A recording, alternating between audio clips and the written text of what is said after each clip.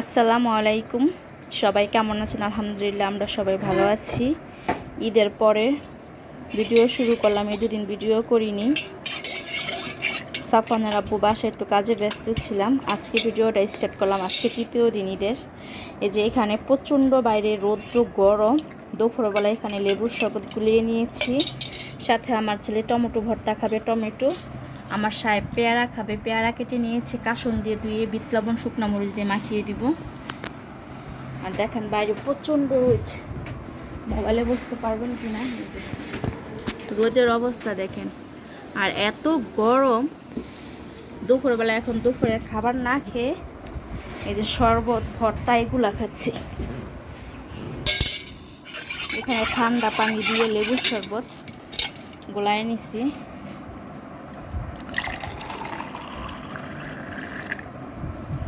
এখন সবাই লেবুর শরবতটা আগে খেয়ে নিব। নাও সাফান নাও, বিসমিল্লাহ করে খাও।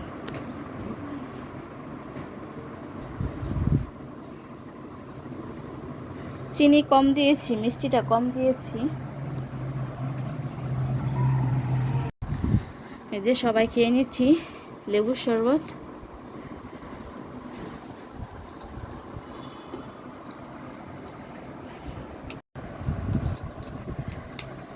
লেবুর শরবত খেয়ে এই যে এখন এই যে কাসন্দ দিয়ে পেয়ারাটা মাখিয়ে নিয়েছি আমার সাহেবের জন্য। আমার সাহেব টমেটো ভর্তা খাবে না, আর আমার ছেলে আর আমার জন্য টমেটো ভর্তা।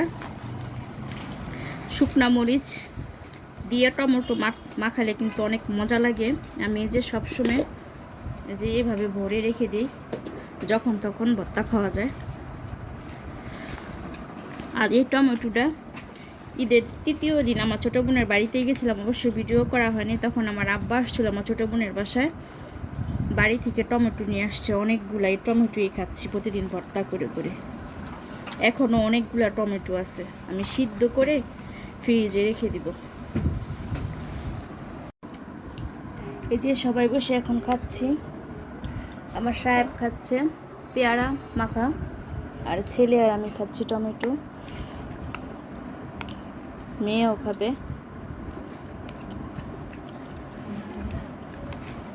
একটু ঝাল কম দিয়েছি, তারপরও খুব মজা লাগতেছে খেতে।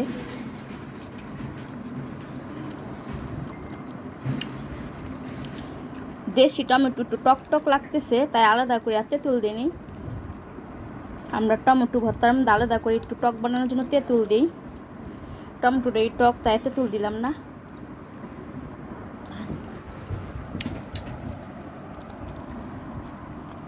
ঠিক আছে, তাহলে শেষ করি খাবার। পেয়ারা মাখা খেয়ে এখন টমেটো ভর্তা খেয়ে দুপুরে রান্না করতে চলে আসছি, একটু লেট করে আসছি। এই যে এখানে ইলিশ মাছের মাথা, দুইটা মাথা ছিল, এই মাথা দিয়ে কচু শাক রান্না করবো। এখানে কচু শাকটা ভাত দিয়ে রেখেছি। আর এখানে টমেটো কেটে নিয়েছি, দেশি টমেটো, টক টমেটো, আজকে চাটনি রান্না করব। এখানে পেঁয়াজ আর রসুন কেটে নিয়েছি কচু রান্না করার জন্য। আর এখানে এই যে কালো জিরা নিয়েছি বাটিতে। আমি সবসময় কচু রান্না করার সময় কালো জিরা দিই। এখানে পেঁয়াজ আর রসুনটা বাদামি করে ভেজে নিচ্ছি চাটনি রান্না করার জন্য। আর পাশের চুলায় একটা কড়াই বসিয়েছি, ওটার মধ্যে ইলিশ মাছটা ভেজে নিব, ইলিশ মাছের মাথাগুলা। কচু শাকের মধ্যে পরিমাপে একটু তেল বেশি লাগে।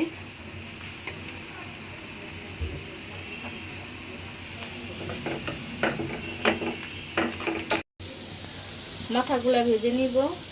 এখানে একটু লবণ দিয়ে দিলাম, আর এখন দিব একটু হলুদের গুঁড়া। তেলের মধ্যে একটু হলুদের গুঁড়া দিয়ে দিলাম মাথাগুলা ভেজে নেওয়ার জন্য। এখন এই যে মাথাগুলা ভালো করে পরিষ্কার করে আমি ধুয়ে রেখেছি।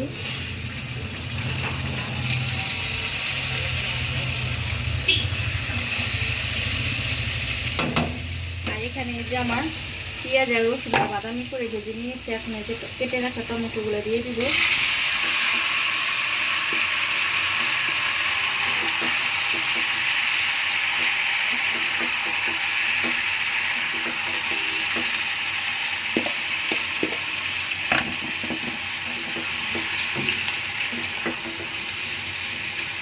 এখানে দিব স্বাদ মতো লবণ,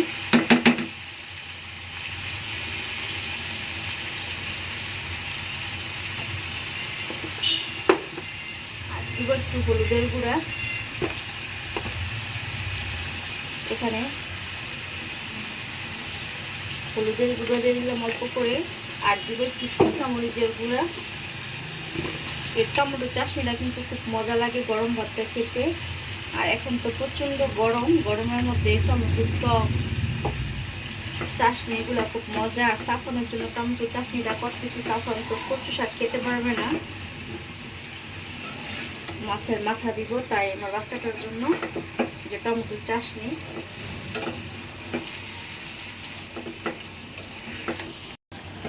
এখানে যে আমার টমেটো চাটনিটা, টমেটোর থেকে অনেক পানি বের হয়েছে,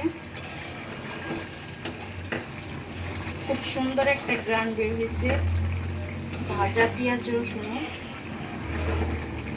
আর ওখানে আমি ইলিশ মাছের মাথাগুলা ভেজে উঠায় রাখছি।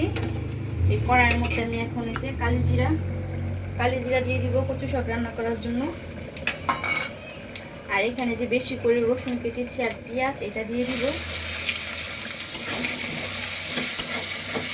এটা দিয়ে একটু ভেজে নিব। এখানে কালিজিরার সাথে পেঁয়াজ রসুনটা ভেজে নিয়েছি। আর এখানে আদা রসুন বাটা, এটা অল্প ছিল, আমি বাটিটা ধুয়ে পানি দিয়ে দিলাম। আর এখানে যে মশলা, শুকনো মশলাগুলা, হলুদের গুঁড়া, ধনে গুঁড়া, মরিচের গুঁড়া, এটা দিয়ে দিব। আর আমি কচু শাকটা লবণ দিয়ে ভাত দিয়ে নিয়েছি, তাই এখন আর লবণ দিব না, লাগলে পরে দিব। এই মশলাটা একটু কষিয়ে দিব। মশলাটা একটু কষিয়ে নিয়েছি, এখন এই যে ভাত দেওয়া কচুটা দিয়ে দিব।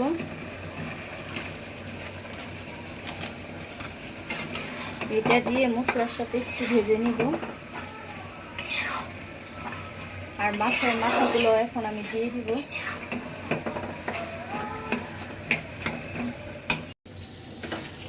এখানে আমার টমেটো চাটনিটা হয়ে গেছে। আর এখানে যে কচু শাকটা, আমি মাথাগুলো দিয়ে দিয়েছি। আর কিন্তু আমি সাথে 1 চামচ চিনি দিয়েছি কচু শাকের মধ্যে। এখন আস্তে আস্তে এটা ভাজা ভাজা করে নিব। আর মাথাগুলো একদম ভেঙে দিইনি, আমি ভালো করে কড়া ভাজা করে নিয়েছি। ভেঙে ভেঙে দিলে মাথাগুলো কাটা কাটা হয়ে যায় কচু শাকটা। আজকে বেশি ভাঙবো না মাথাগুলো। এখানে আমার কচু শাকটা রান্না করা হয়ে গেছে, আমি একদম ভাজা ভাজা করে নিয়েছি কচু শাকটা। এই যে আমার কচু শাকটা রান্না শেষ। আর এখানে মুরগির কলিজা গিলা ছিল, এই কলিজা গিলাটা আমি নিয়েছি, আজকে ভুনা করব। একটু আলু দিব সাথে। মুরগির কলিজার গিলাটা আমি একটু ভালো করে পরিষ্কার করে ধুয়ে একটু হলুদ দিয়ে সিদ্ধ করে নিয়েছি। এখন এই যে পেঁয়াজটা ভেজে নিচ্ছি মুরগির কলিজাগুলো রান্না করার জন্য। আজকে আমরা দুপুরে রাতে খাওয়ার জন্য এখানে ইলিশ মাছের মাথা দিয়ে কচু শাক রান্না করেছি। আর এখানে টমেটো চাটনি, আর এখানে মুরগির কলিজা গিলা, সাথে কিছু পা ছিল, আমি একটু আলু দিয়েছি, এটা ভুনা করে নিব। আর এখানে ভাতের চাল ভিজিয়ে রেখেছি, ভাতটা পরে রান্না করবো, এখন কেউ খাবে না।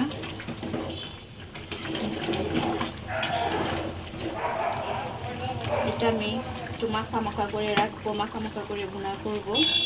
আর আজকের মতো ভিডিওটি এখানেই শেষ করব। সবাই ভালো থাকবেন, আল্লাহ হাফেজ।